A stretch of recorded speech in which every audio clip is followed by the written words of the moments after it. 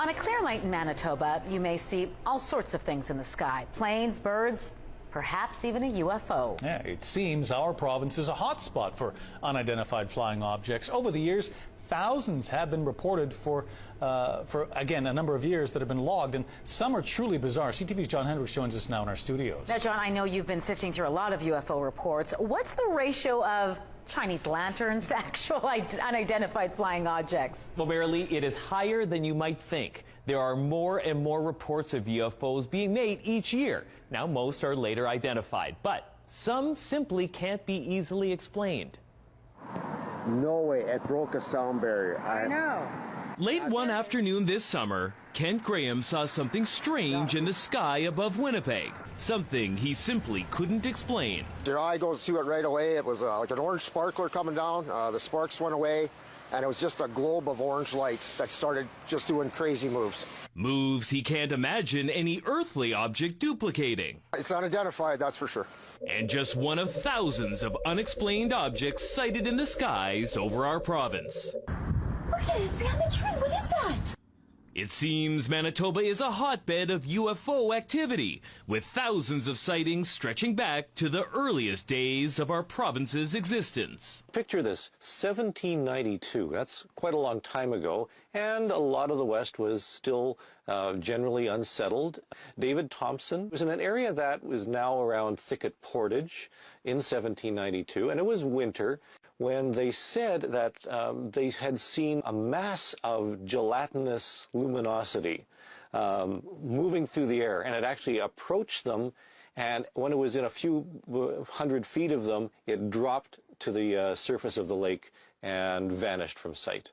UFO researcher Chris Rutkowski says Thompson had no reason to make up this story, and given the time period, it couldn't have been a plane or other man-made object that he spotted in the sky. Very intriguing, a mystery. One of the many compiled in a report he calls the M-Files. Another favorite chronicles a strange encounter between a cube-shaped UFO and a group of children in Thompson on June 30th, 1967. As they were playing, this wind came up and this object appeared in the sky, and one of the girls who was closest to it started being sucked up into the sky by this whatever it was. And they actually had to grab her legs and pull her back down to the ground to keep her from flying off and being abducted by a flying cube. The incident was witnessed by the girl's father, the object by the mother, and neither one had any motive to lie about it. So I'd have to rank that fairly high up on the strange factor. Where does Kent Graham's sighting rank? Did you see that? Rutkowski was able to enhance the video somewhat, and the object becomes clearer and less mysterious. Probably a drone, yeah. Not an aircraft, it's not a Chinese lantern. Rutkowski says most UFO reports are later identified, but about 17% are officially labeled as unexplained.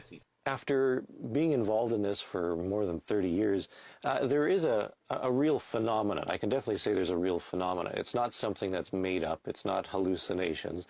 People are actually seeing things.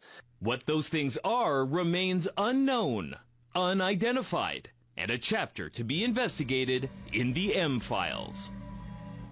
Now, as we mentioned, there have been thousands of sightings across our province, the vast majority right here in Winnipeg. There have been 767 UFO sightings in Winnipeg, tops in the province. Carman had the second most with 53. Now, Brandon had 45 UFO sightings. There were 40 UFO reports up north in Thompson, and the small farming community of Sperling was fifth with 36 sightings. John, most are a chance occurrence, but is there anything a person can do to increase their odds of seeing these things? Yeah, if you want to see something, it looks like you can do something to improve those odds.